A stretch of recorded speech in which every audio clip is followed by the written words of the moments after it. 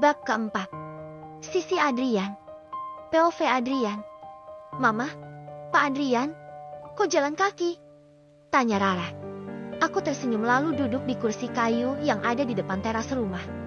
Saya ambilkan air minum ya, Pak. Tawa Rara. Aku pun mengangguk dan tersenyum. Sementara Lirna masih terdiam. Wajahnya begitu enggan menatapku. Seandainya dia tahu kalau aku sangat merindukannya. Ternyata kesalahanku 20 tahun yang lalu masih belum bisa menghilangkan rasa bencinya terhadapku. Tidak lama, Lara datang dengan 4 cangkir teh hangat beserta sepiring pisang goreng. Pisang goreng makanan favoritku, Lara tahu saja. Loh, semalam ini kok ada pisang goreng hangat? Tanyaku saat Lara meletakkannya di meja. Iya, Pak. Tadi Lara sengaja bikin sama Nando. Buat menyambut kedatangan Bapak yang mau singgah ke rumah kecil Mama dan Rara. Ucap gadis manis berlesung pipit itu. Aneh memang saat ada karyawan kantor yang bilang dia sangat mirip denganku. Awalnya aku tidak percaya. Namun saat melihatnya langsung, dan dia berjejeran dengan Dila, wajah mereka berdua bapinang di belah dua. Hanya saja Dila tidak memiliki lesung pipit. Sedangkan Rara sama sepertiku. Ya, setiap inci wajahnya hampir sama denganku. Dimakan, Pak Adrian, ujar Rara. Aku pun meraihnya. Sangat enak dan masih rasa yang sama. Setiap gigitan mampu membuat tenggorokanku tercekat. Gigitan yang mengingatkan dengan kejadian 20 tahun silam. Sejujurnya, aku sangat sedih melihat keadaan mereka yang sangat sederhana. Rumah mereka kecil, meski sangat nyaman. Tidak ada kendaraan terparkir.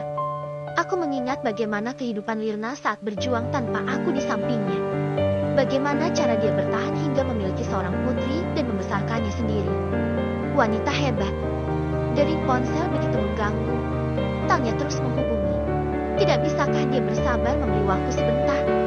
Bukankah waktuku selama ini kuhabiskan bersama mereka? Karena sedikit kesal, aku pun mematikan ponsel. Kenapa tidak diangkat, Pak? Tanya Rara. Tidak apa-apa, Rah, tidak penting juga. Jawabku. Nando tersenyum. Sementara Lirna masih terdiam. Sebenarnya aku ingin sekali mengajaknya berbicara. Tapi mulut ini berat sekali untuk menyapanya. Aku ingin memberitahu pada Rara kalau aku ini papanya. Masih hidup dan belum meninggal. Semua yang Lirna ceritakan adalah sebuah kebohongan. Namun, kenapa berat sekali mengatakannya?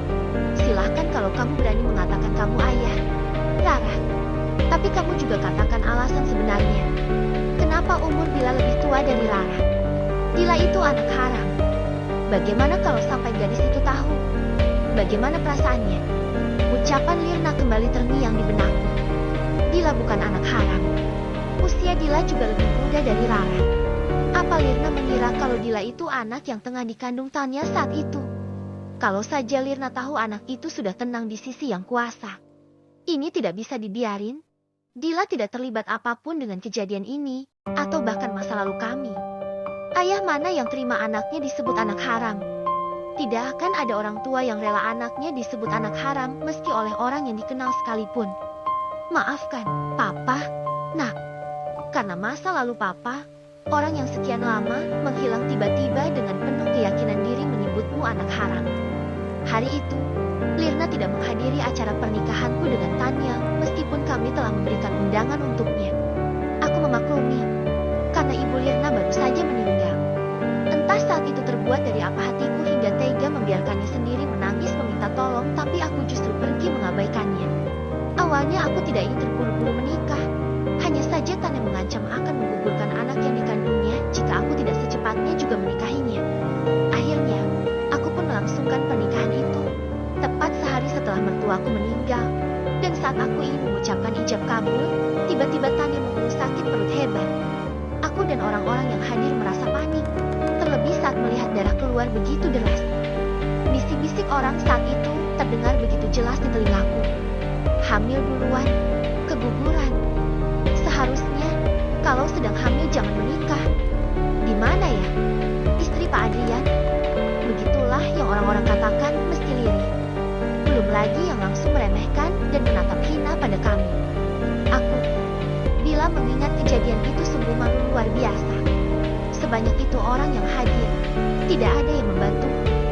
Akhirnya, aku pun membopong Tanya ke mobil untuk membawanya ke rumah sakit.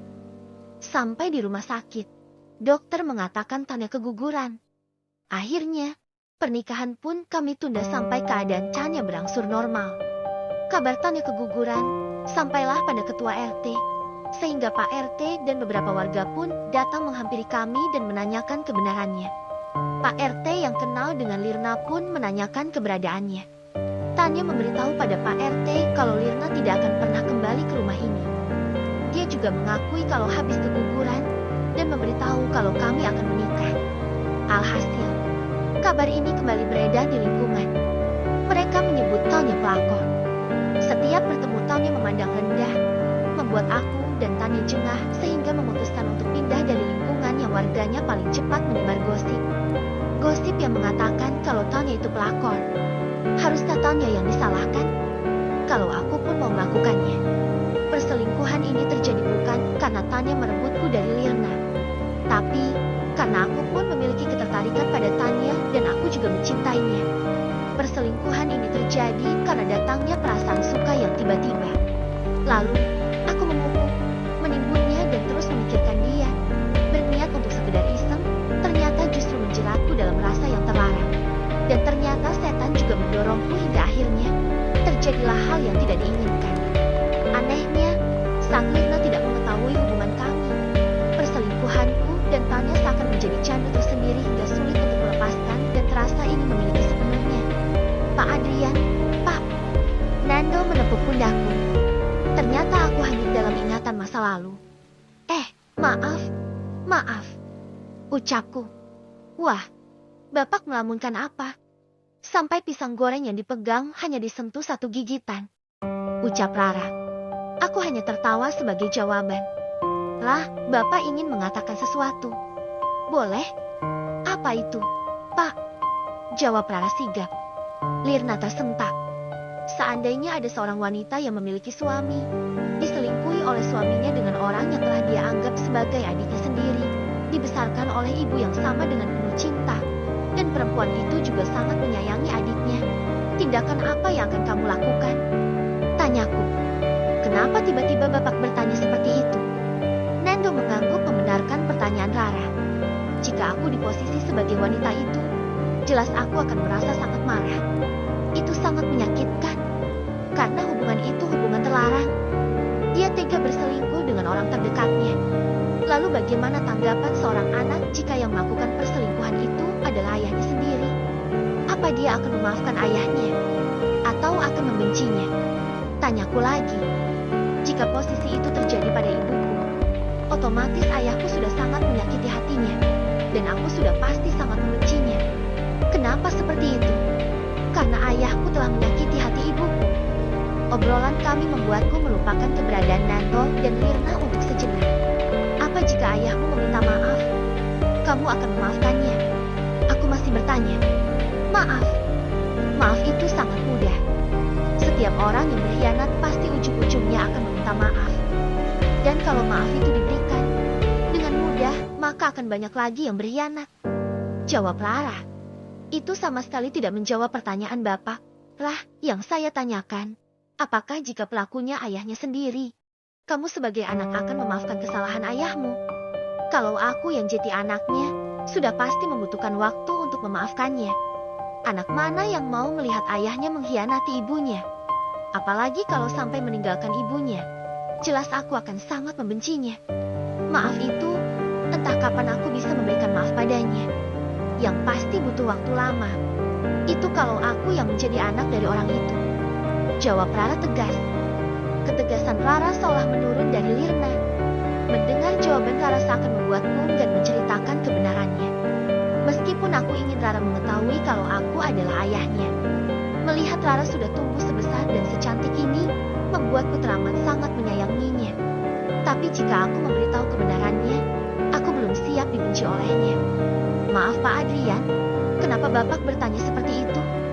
Tanya Lirna. Tidak apa-apa. Saya hanya ingin bertanya saja. Kalau begitu saya izin pamit dulu. Kebetulan hari sudah larut malam.